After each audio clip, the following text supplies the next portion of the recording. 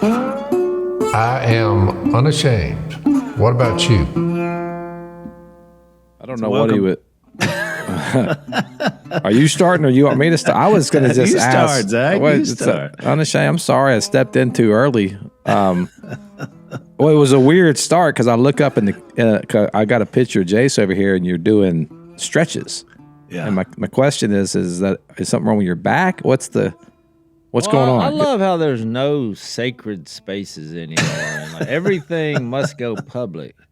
Yeah, I had to do some stretching before I sat down.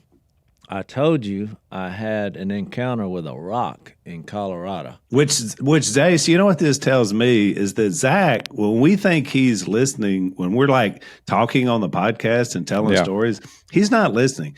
Because you told the whole thing, and he's like, Jase is injured? Like, he missed that whole segment. I have that issue, and then over the weekend, I developed another issue. I don't know if you want to hear it, but it's kind of embarrassing. But really, if it's a back issue, I do want to hear it, but I'm going to tell you what you were doing. If it's a back issue, what you were doing was the wrong thing. No. So you're wrong. Here's what happened. For the first time in my life, since I've been married, I guess. Mm-hmm. So we're going back, because I just 35 years. Yeah, We're going way 35 back. years, and we dated 3 years, so you can include those. In 38 years of being with my wife, in some capacity, she has always been with me on my birthday. But this year, she got invited to read her book, the little Brave book, Because We're Family, or Because You're My Family, I think it's the name of it. She got invited to read that at the Library of Congress in our capital, Washington, D.C. Yeah, we're going to have her on to talk about this. All right, well, fantastic. Yeah. And she gave me an update, sidebar, that evidently whatever's happening in Washington, D.C., Trump said he was going to clean it up. She's like, it looked perfectly fine. She walked the streets. She said, I did see a few National Guard members, and she thanked them for their service. But so evidently, Missy's giving the thumbs up on the cleaning out of the swamp. Yeah, she was like, it was crime-free, vagrant-free, just people walking around. And see, she was really proud of it. So anyway, so what happened was I got a text like 3 or 4 days ago, and they're like, hey, we want to do a surprise birthday party for you and play cards. And I thought, my response was, well, this is no longer a surprise since you're telling me. Because that's a good point. Yeah, they needed a place to have the party, and they heard that my wife was out of town. That was the surprise. Which turned into like a weekend at Jase's, kind of like I don't know. I was telling my good buddy Barrett about this, and he said, because I just told him what happened, I was like, we played cards all night. I had a wonderful meal that Jay, your son-in-law, provided. I mean, he went over the top because it was my birthday. Oh, yeah. Then I got up really early and went and played golf, and then, I crashed and burned when I got back and took a nap. And then we went frog hunting for my birthday. That was Jay's gift to me. It was like, he's like, a man reaches a certain age where you can't give a gift. You give an experience. So we went frog hunting. And so then, the next day was Sunday, which I spoke last night at Willie's, what they call the Hub, I think. The Hub, it was fantastic. It was packed, electricity in the air. So I had to they gave me a topic, so I had to prepare for that yesterday. So it was a long weekend. But my buddy Barrett said, Jase, you're probably the only man on this planet that had this kind of party for a weekend and there was no alcohol involved. And I kind of hesitated. I thought, you're right. There was not a drop of alcohol. But if you would have stumbled upon us at the card game or the frog hunt, you would have thought we were drunk. Because I have not laughed that hard during that card game. Al, we had me, Si, oh boy, Willie, Oh, Willie's a good one. Yeah, Jep. Phil McMill, the infamous Duck Dynasty lifelong watchers will remember him. He was there, the villain, stirring the pot. And then like about 5 of his buddies who are about like him. And they were the laughing gallery.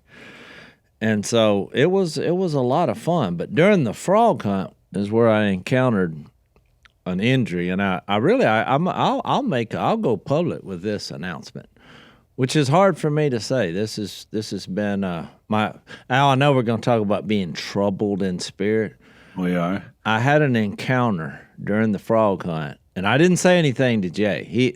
They don't even know anything about it, and they actually made a video of this thing. It's on Duck Commander. You can watch it, the frog hunt. But something happened that I didn't tell Jay, because I just got up and acted like no big deal. But it made me want to reveal this announcement. So I didn't miss a frog. There were 2 that jumped before we got there. Well, one of the ones that jumped before we got to him, I've always told people when a frog jumps, you jump. And it was my birthday. But I'm no spring chicken. Get it? But when the frog... Well, we do know a lot about chickens now. By the way. The frog turned his back and jumped up the bank, and it was a real steep bank. There was logs laying around. And just my DNA, I just jumped as far as I could, and I was about a foot short. But when I landed, it literally felt like every bone in my body just broke. I mean, when I hit the ground, it was just, but I jumped up because when I hit the ground, of course, he jumped. I guarantee he would have set a world record for as far as you've ever seen a frog jump. He saw me jumping. I mean, he soared. He was a spring chicken, Jase. And I knew in that moment, just the way I felt, and that was as far as I could jump, but I was a foot short. I thought, you know what? I think I'm going to retire from this position, because there's 3 positions to be a successful frog hunter. You got a motor man, which is what Jay did. You got to have an ice chest man, which can be any human, which was our cameraman. He would quit film, open, 1, 2, 3. You'd think it's easy, but he messed up twice. Like he opened it on 2, frog jumped out. Now we got to catch one that we've already caught. Yeah. And you got the catcher. But I think I'm at an age because so that's why I'm stove up. It was just one leap. And they got it on film. I noticed they ran that in the little video. And it doesn't look that bad when I looked at it, because did you like posture up like in pain? I never gave any impression that there was any pain. But that was such a dad thing to do, Jase. That's exactly. But the pain was in the back. Is that where the pain was centrally located? I hate to tell you this, Zach. It was, since you're trying to diagnose this, it was all over. It literally was from my toes to the top of my head. It just felt like I was broken in half.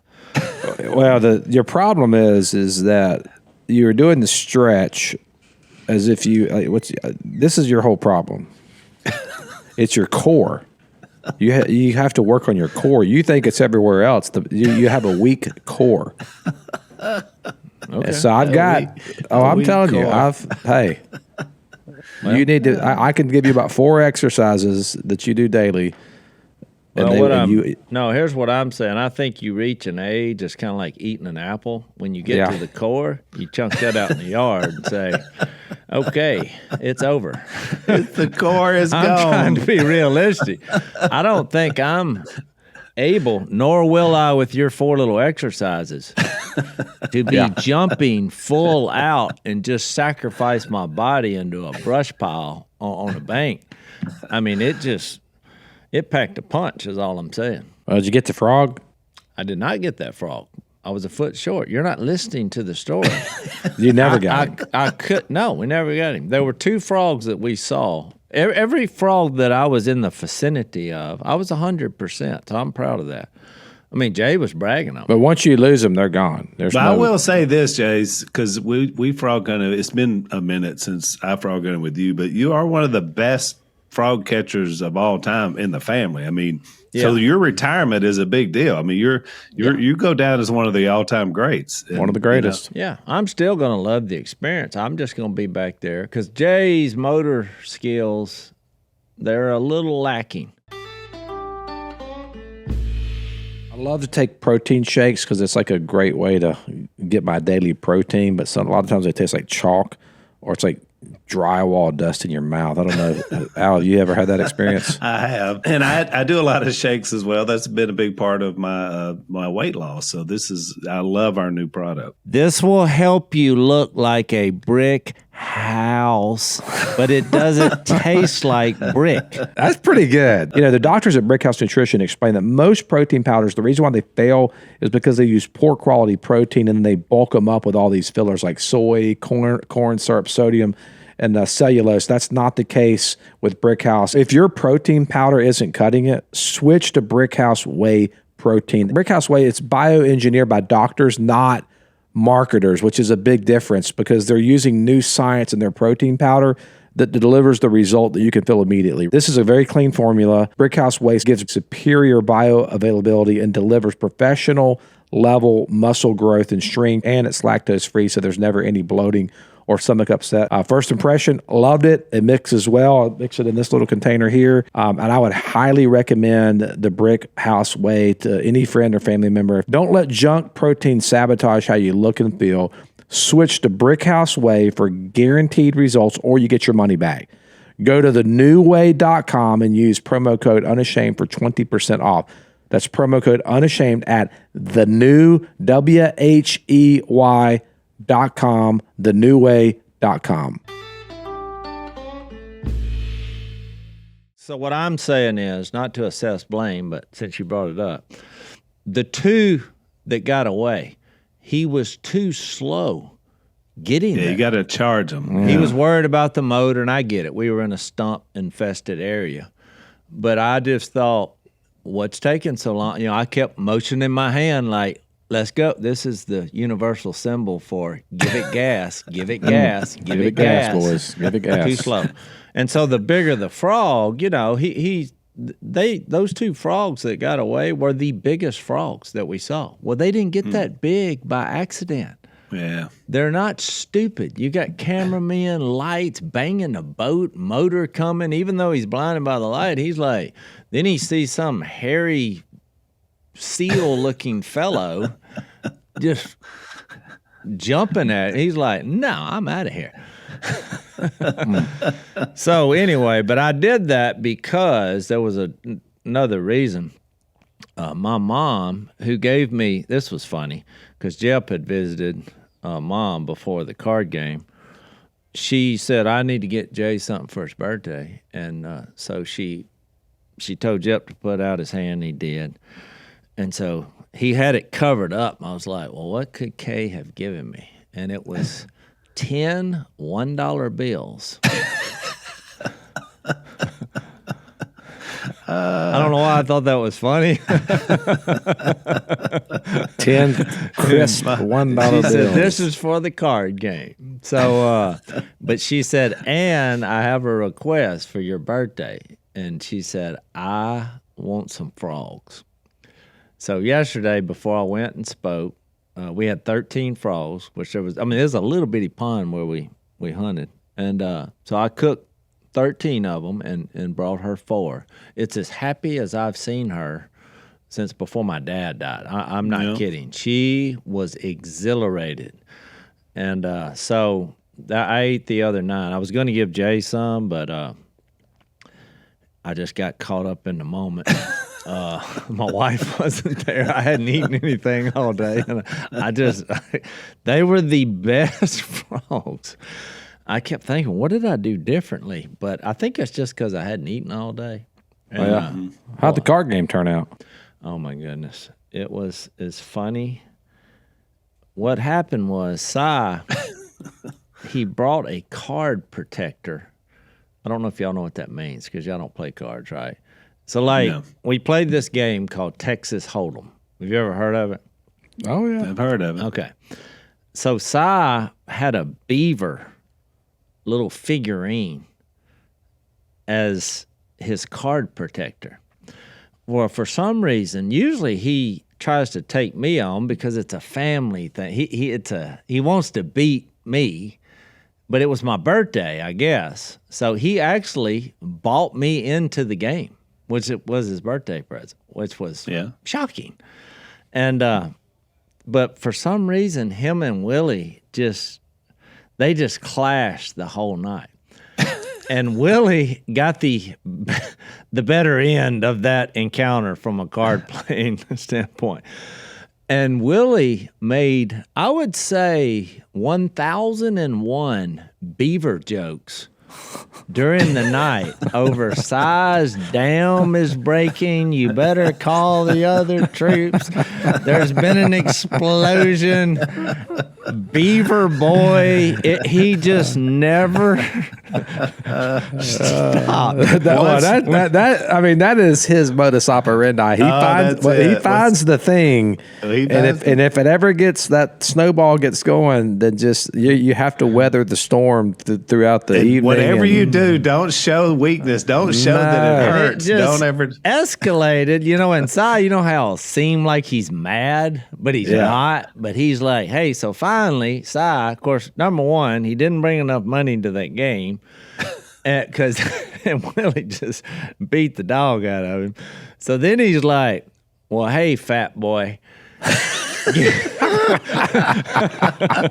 The weight comes up. The gloves came off. He said, hey, fat boy, let me borrow whatever's in your wallet, and I'm going to burn your house down, which everybody got so tickled. And then Willie's like, so let me get this right, Beaver boy. You want to borrow money from me so you can burn my house down? He said, your beaver house has been utterly destroyed. That was the way it went. So I kid you not. And Willie does it. He takes all his money out and hands it to Si. And so, look, you can't make this up. And then he wins it all back. On the next hand. Oh, my God. So Willie's like, I'll do an IOU. So I said, what are you talking about? I just gave it back to you. We're even. At this point, it was bedlam.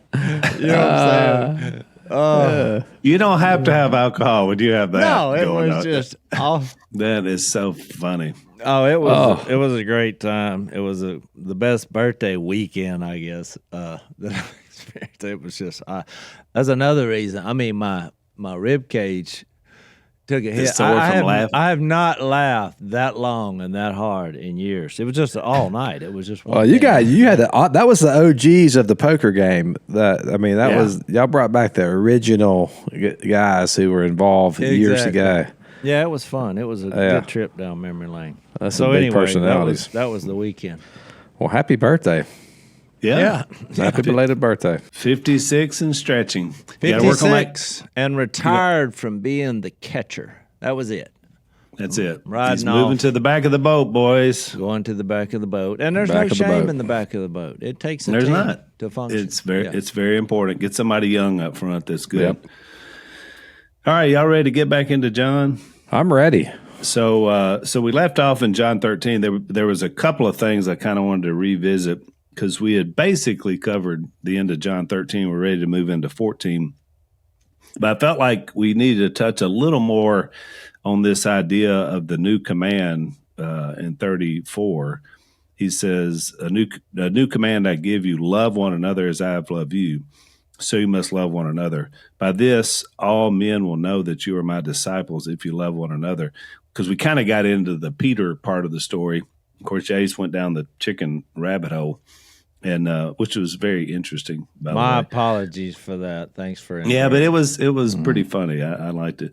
But I read, or I hadn't read it in a long time. But Zach, there was a book. Francis Schaeffer did a book called "The Mark of a Christian." I don't know if you ever read it because I know you read a lot of Schaeffer. But it was just a little bitty, almost like an essay that he was going to include in one of his bigger works, which is kind of was about Christianity in general. But instead, it's been one of his best-selling books of all time. It's a very short book, but it's based on this passage. And it's so good because he makes the comparison that through the years, we've had a lot of things that we kind of use to symbolize Christianity, the mark, of a Christian, from the fish to the cross to, all these different things we use. But he said, this is the mark. I mean, this is what Jesus says you'll know for sure whether somebody's a follower or not, which I thought was interesting that he said that. And one of the things, I don't know if this is from that book or something else I read, but Jase made the point, Jase, in a past podcast about the different Greek words for love. And of course, this idea of agape, which is unconditional sacrificial love, which is the kind of love he's talking about. Someone said it this way, which I thought was really good. And I want to get this in before we moved on. Agape is unconditional in its expression. It's unselfish in its motive, and it's unlimited in its benefits. And I just thought that was really rich because in essence, that's exactly how you know. And if you see a situation that claims to be in Christ, whether it's a church setting, which happens far too often, that isn't marked by love, then it's not for real. There's some falsehood. There's somebody's following the wrong God. They're saying they love Jesus, but they really don't, because you'll know it by the love. And of course, that's the first fruit of the Spirit as well. So I wanted to get that in before we moved into John 14. So, Al, how did you feel when you had your first child? Well, other than being overjoyed, it was always also a little bit scary, because I thought, man, this is a life that I've got to help get through life, and take care of. So for me, early on, me and Jill sat down and I was like, look, I'm going to make sure that you guys are taken care of if something happens to me. And so we went out and bought a term life insurance policy, which I'm a big believer in. I believe every family at least should have a term policy in case something happens to the primary caregivers. Let me tell you about Fabric by Gerber Life. It's a term life insurance that you can get done today. It's made for busy parents like you, all online, all on your schedule, right from your couch. You could be covered in under 10 minutes with no health exam required. If you're a parent, and especially if you're young and healthy, now's the time to lock in your low rates. Fabric has policies that fit your family and your budget, like $1 million in coverage for under $1 a day. And they partner with Gerber Life, which I really like because it's such a trusted brand. I knew whenever we had Layla, our first child, 22 years ago, that I had to protect my family with a term insurance policy in case something ever happened to me. And it gave Jill a lot of peace of mind as well. And Fabric is great. There is a no-risk 30-day money-back guarantee, and you can cancel at any time. So join the thousands of parents who trust Fabric to help protect their family. Apply today in just minutes at meetfabric.com/unashamed. That's meetfabric.com/unashamed. MEET fabric.com/unashamed. Policies issued by Western Southern Life Assurance Company. Not available in certain states. Price subject to underwriting and health questions.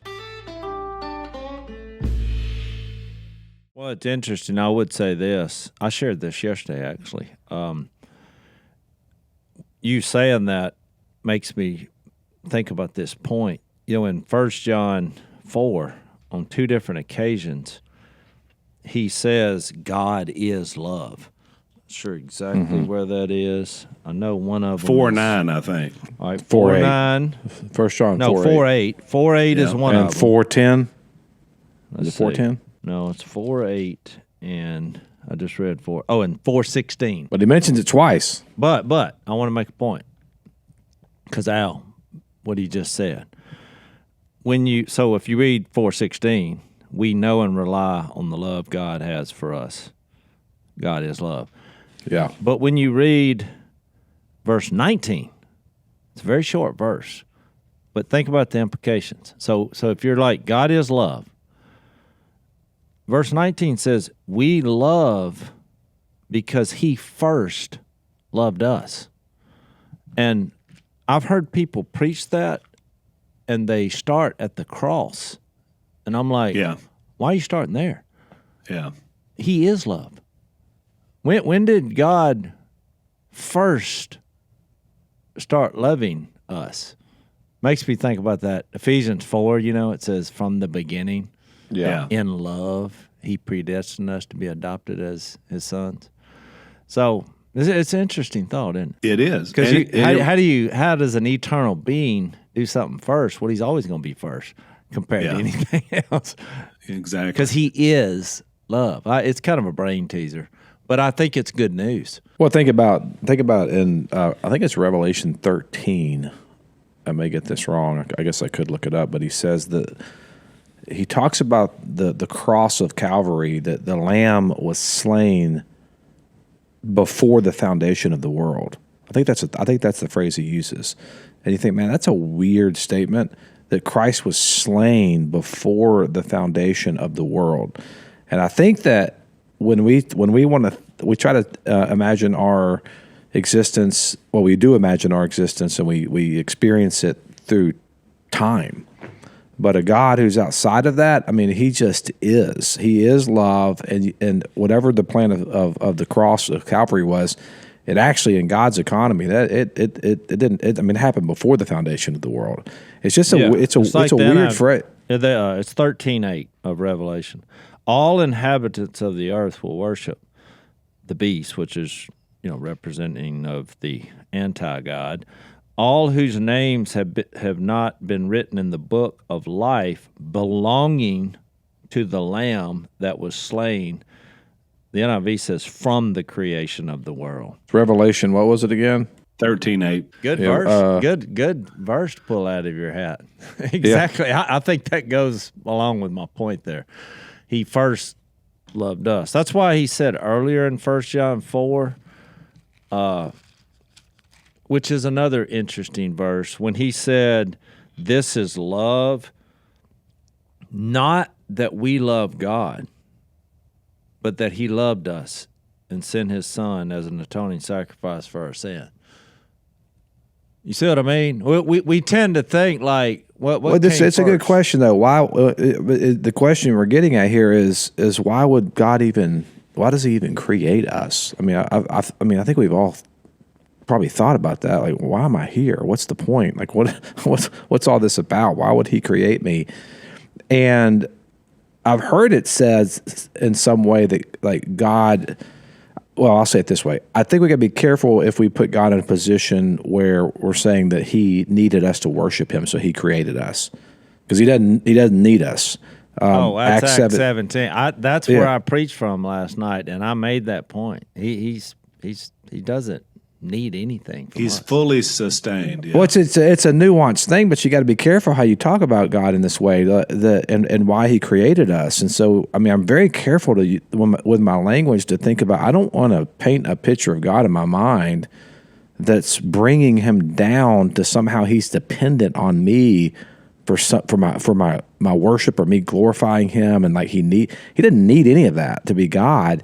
And I don't know if that's the real purpose, more than it is that He created me as an extension and an overflow of His love, of His nature, as a gift to Himself, from Himself, kind of like in that Trinitarian framework. The Father creates us for the Son. The Son's His participation is for the Father and the Spirit. They're all. It's like we were created to be partakers of the divine nature, and that nature.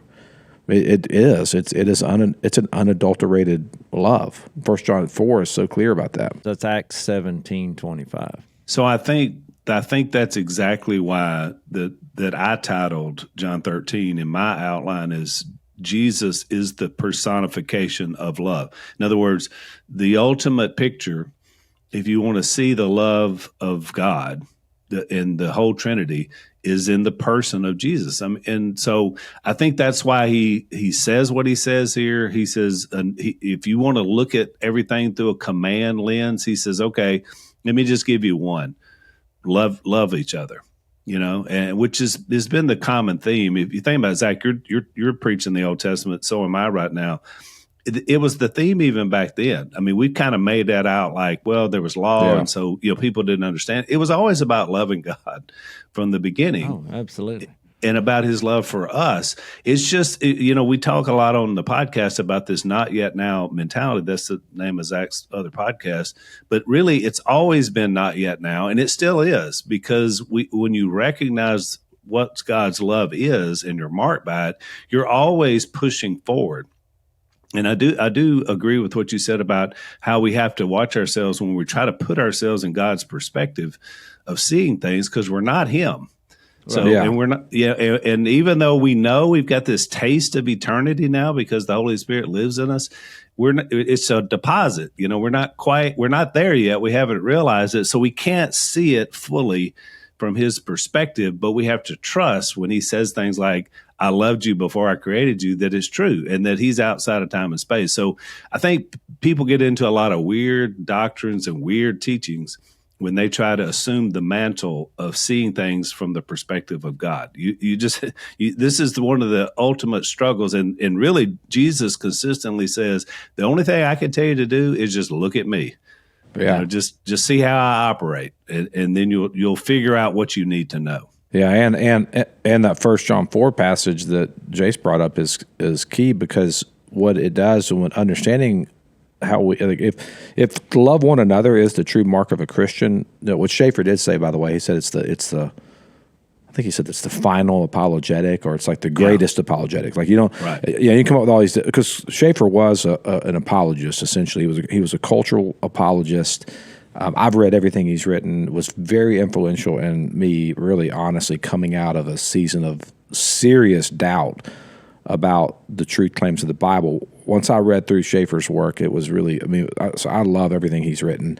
And as great as his apologetics, were, he says that this is the greatest apologet, the greatest defense for the Christian faith. The reason how you can really see this to be true is by the way Christians love one another. And I've actually found this to be true. Like at our church is a great example of this. We have a lot of really smart people who have come out of the world, and they're not familiar with Christianity, but they've tried every philosophy known to man. Some of them is, people so smart that I don't even know what they're talking about half the time. Like I just at a different. But you know what attracted them? They'll tell you, all of them. What attracted them was the body of Christ loving one another, and they were witnessing that. And one particular girl, I actually had her on the Not Yet Now podcast. She came in and she had her first 2 or 3 Sundays. She was really questioning the validity of how in the world do you guys really believe that a guy died? Literally, think about it, and he was put in a tomb and resurrected from the dead. And she just thought that was like insane that we would believe that. And she was expressing that, not in a way that was like aggressive towards us. She was really curious of how can you believe something so wild, such a tale. And so what I did is I gave her this book. It's probably on my shelf back there, by a guy named Dr. William Lane Craig, who I also had on the Not Yet Now podcast, who is, I would argue, probably one of the smartest, most intelligent Christian philosophers / apologists / theologians in the world. He's brilliant. I gave her a book where he just really handles this particular topic. How do we know that Jesus came out of the grave? And it's an ironclad argument. She reads that apologetics book and she comes back and it's like, yeah, that does nothing for me. That's not what I'm looking for. And I was like, but you said you had all these objections. And she was like, yeah, but that's not what I'm looking for. Fast forward 6 months later, and we're baptizing her into the name of Jesus. And now she's a dear sister. She came over last night to our house. Her and her husband both have been baptized into Christ.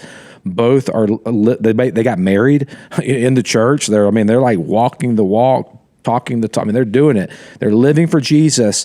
And if you asked her and Jordan both what is the greatest apologetic, why did they really come to Christ, I think they would say we witnessed the way that the Christian brothers and sisters love one another in the church, and that was the most compelling argument for God's existence and the validity of Jesus Christ. You talk a lot, so do I. If you're going to talk, you need to make sure it's pure. That's right. You're right. I love my company, my wireless company, Pure Talk. You know, everybody says if it ain't broke, don't fix it, which is great advice on a lot of things. But when it comes to your cell phone, it's not always the best advice, because over time what happens to your cell phone is it might work, but your battery life fades. In fact, right now my son Bear is like, I need a new phone. My battery only lasts like 2 hours. Well, fortunately, thanks to my wireless company, Pure Talk, your cell phone's something that you can actually replace without feeling guilty about it. So when you switch to Pure Talk this month, this is what they're going to do. They're going to give you a free Samsung Galaxy A36 when you have a $35 qualifying plan. So for just $35 a month, you get talk, text, and data, and you get the free Samsung phone also has this scratch-resistant Gorilla Glass and a battery that lasts all day long. It's all on America's most dependable 5G network as well. Look, I'm a Pure Talk customer, and I can tell you the coverage is second to none. Also supporting companies like Pure Talk, it's a good thing because you win by cutting your cell phone bill in half. They are committed to serving our veteran community. They donated $50,000 to provide scholarships to support veterans trying to learn trades after they get out of active duty. And they're also helping to eliminate veteran debt and raising money to end veteran suicide. So here's what you need to do. Make the switch in as little as 10 minutes. Go to puretalk.com/unashamed to get your free phone today. Again, that's puretalk.com/unashamed to switch to my wireless company, America's wireless company, Pure Talk. And I would add to that story, Zach, just from my observation of your church there, that I think all that took off a year ago when that terrible storm came through and destroyed so much and, hurt so many lives. And who was there showing Christian love? Churches like yours and a lot of others. So I think out of sometimes the worst possible times, which is a good lead in back to 14, out of troubled times is when the love of Christ is seen, I think, the most. Which is really good. So let me read this, the first 4 verses, because I'm sure that's all we'll get to today, and probably the 14. Yeah, the next. I feel like we should have a caveat of what we're fixing to discuss, because I do think, I've changed the way I view chapter 14 from probably the first 30 years of my Bible reading, and I really just think it's because I was told a narrative that I just believed because someone, was teaching the Bible, and I just assumed, well, why would it be anything different, And so that's my caveat. So, because I think you got to be careful about trying to make everything fit in the Bible, and then once you kind of get that narrative in your mind, you're just only looking for that to support what you believe to be true. So that may be confusing to some, but probably our take on John 14, the first 3 verses, I'm sure a lot of people have never heard this before in their life. Yeah, it's going to be a little bit different for sure. Yeah. Well, let me read these first 4. And again, the context is so important because he's just told them about Judas, and then Judas leaves to do the deed. The betrayal is coming, and he's just told them about Peter. And so this is hard. This is a hard moment. And so his next words are, "Do not let your hearts be troubled." So, which is, they're troubled, because of everything that he's told them. And it's interesting. I brought this up, Jase, when we were there a few podcasts ago, but it's the same Greek word, and I don't know if you looked at it, from 21, that Jesus was troubled in his spirit when he says, "I tell you the truth, one of you is going to betray me." So this idea, he's telling them not to be troubled, but he was just troubled a few minutes ago. And so it does show you something about that. We'll talk more about it. Does it say, is that the same word? I know it's the same word in 12. Let's see. Let's go back to 12:27 when he said, "Now my heart is troubled. Yep. And what shall I say? Father, save me from this hour." And then he says, "No, it was for this very reason I came to this hour." Now because he's fixed to talk about his impending death. It's the same word there. It's also the same word in 21. 13:21. Let me look. Yeah. Oh, after he said this, there it is.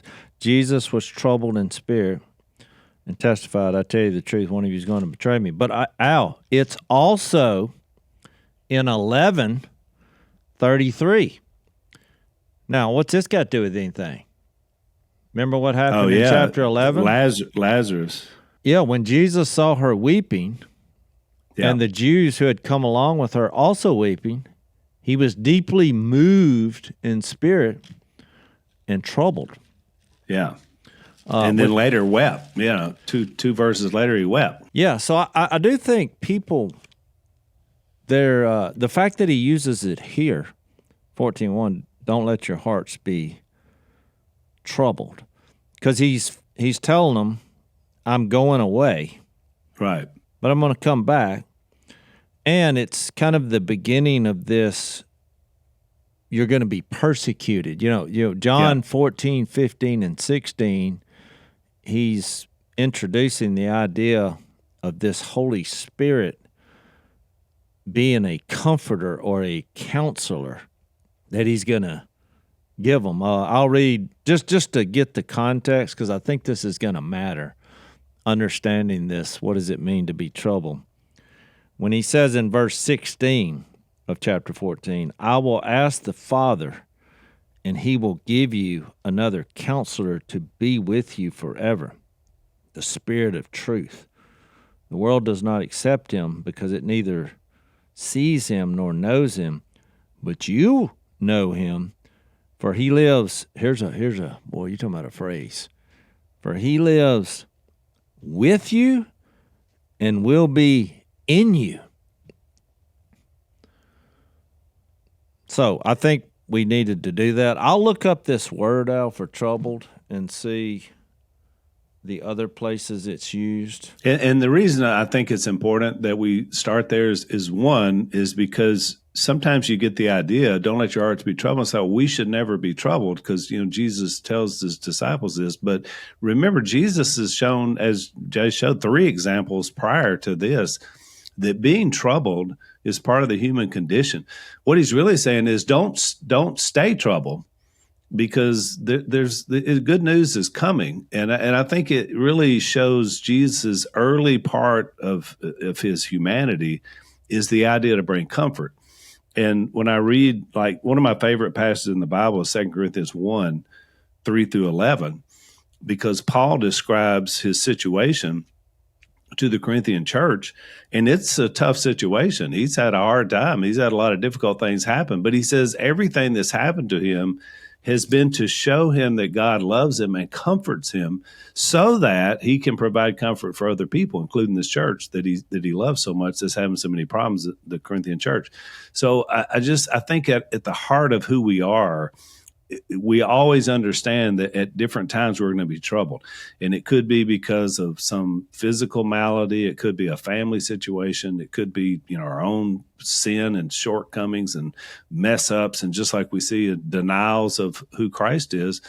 But the idea is we don't live there. We don't stay there because we have something greater, something better to pull us up. So to me, it spoke very powerfully to me about Jesus saying, I understand you because I'm troubled too. I'm troubled in what's about to happen, what's going to happen later this night. Yeah, I mean, I was going to say this. The context here is, though, what he is talking to them about is that he's basically saying, I'm about to go somewhere that you can't come with me. And so they're distressed about that isolation from Jesus. And so, which is very, very interesting when you get to John 14. He said, well, no, don't be upset. Don't be troubled.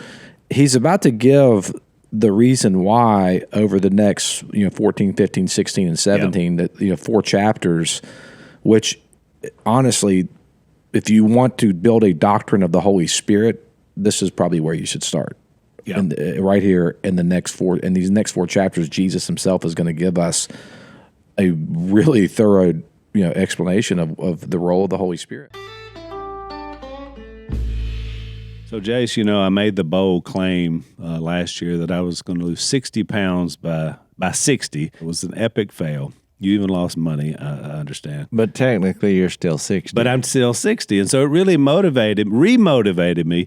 And when Zach came up with the folks at PhD Weight Loss and introduced me to them, it was a game changer. And I have lost that 60 during my 60th year, plus more.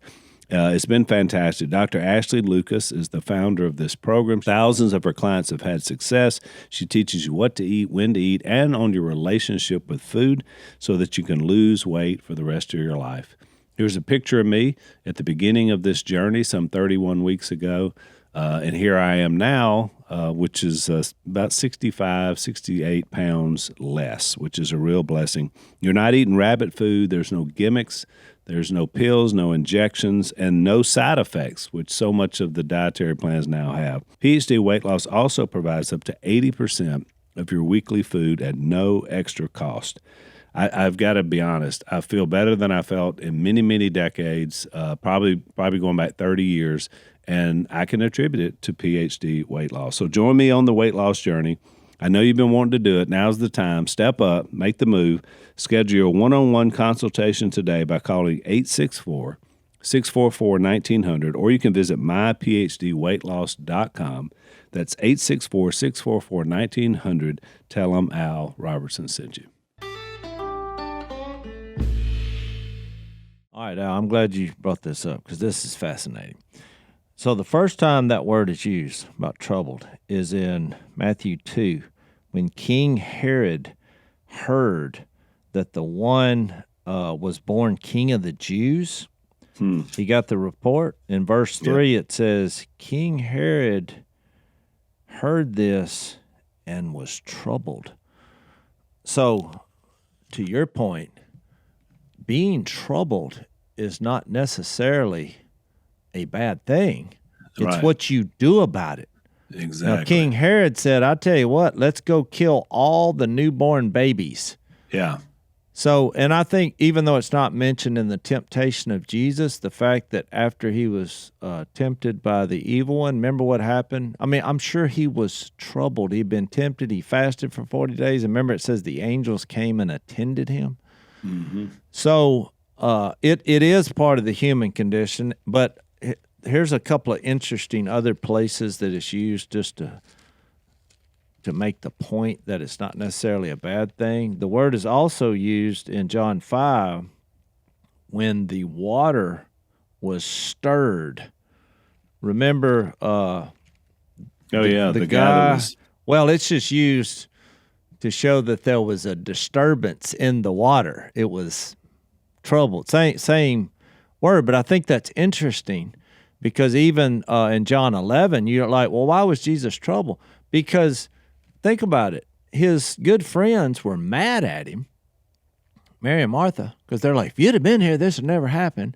Yeah. You know, now he's dead, and they're all crying, the Jews are crying, and he's a human.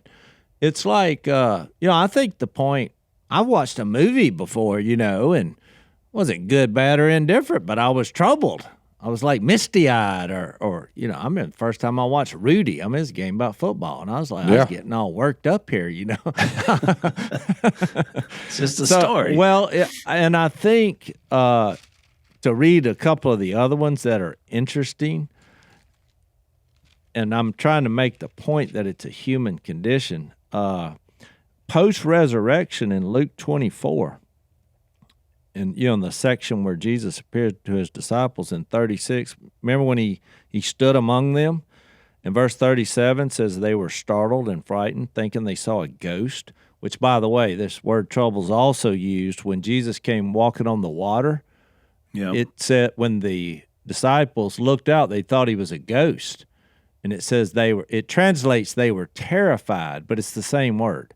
Yeah. They were troubled. Yeah. And you're like, well, why?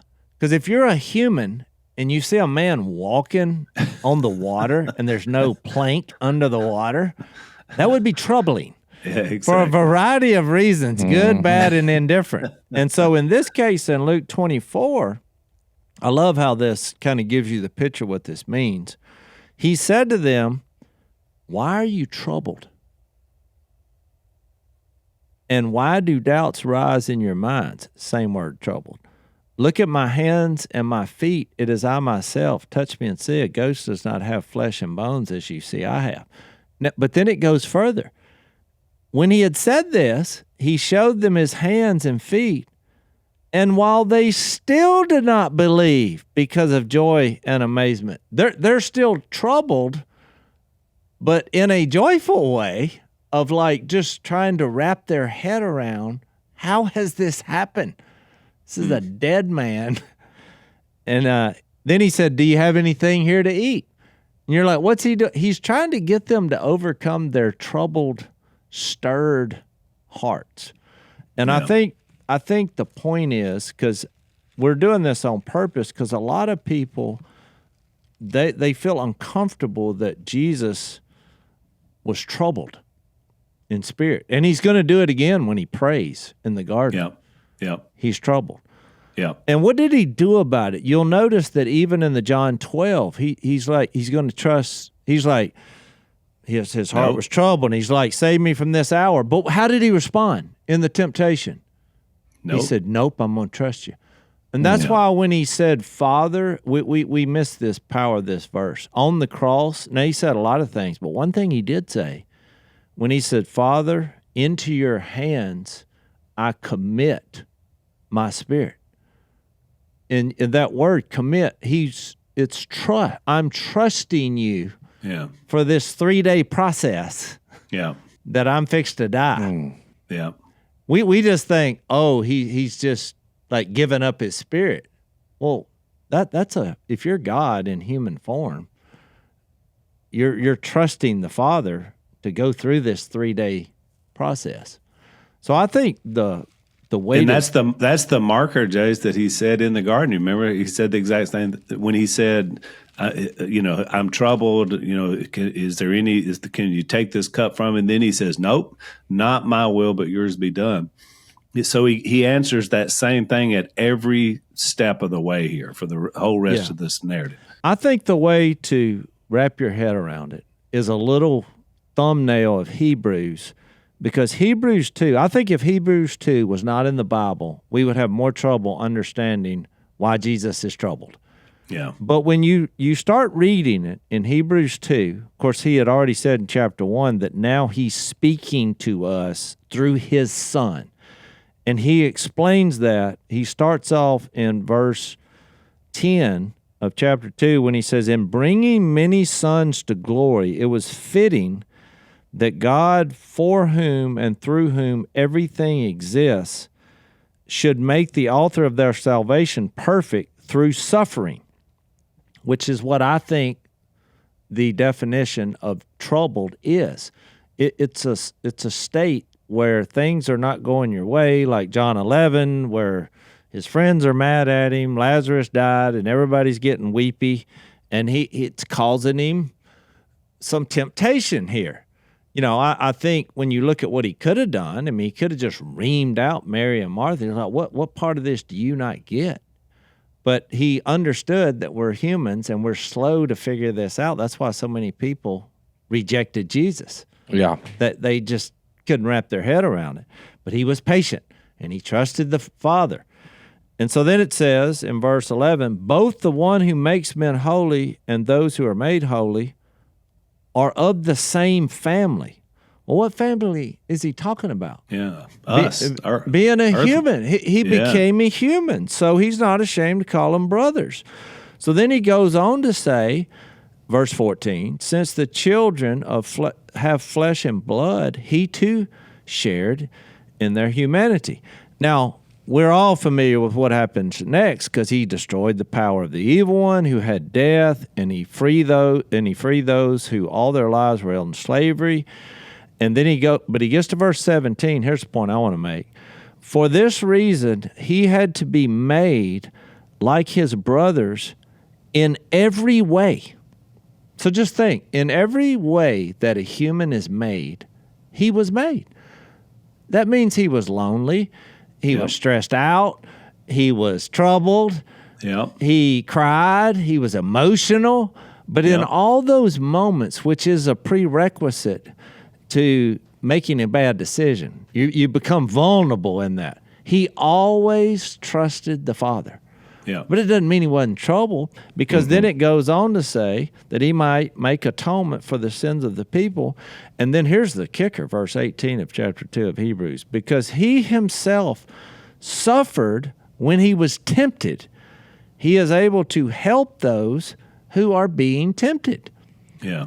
I think that is the way to look at it. Of course, he then says in chapter 4, in verse 15, for we do not have a high priest who is unable to sympathize with our weaknesses, but we have one who has been tempted in every way, just as we are, yet was without sin. So he was weak because he's a human. We're weak. That's right. We have moments. But how did he always respond? He didn't respond sinfully. He responded with trust. And the only way you do that, Jase, is have a heart that stays open. And one thing you'll never see Jesus in any of the texts, you'll never see him cynical, which is what we do when we don't trust. We turn cynical. So, well, let me read the last one. I didn't realize we were out of time. In chapter 5, in verse 7, it says, he offered up prayers and petition. Listen to this. With loud cries and tears to the one who could save him from death. And he was heard because of his reverent submission. Wow. That's pretty good. So he was troubled, and he's passing that on to his disciples, saying, don't be troubled. There's a way to respond. I love it. All right, we'll pick it up here next time on Unashamed. Thanks for listening to the Unashamed podcast. Help us out by leaving a rating and review on Apple Podcasts. And don't miss an episode by subscribing on YouTube. And be sure to click the little bell and choose all notifications to watch every episode.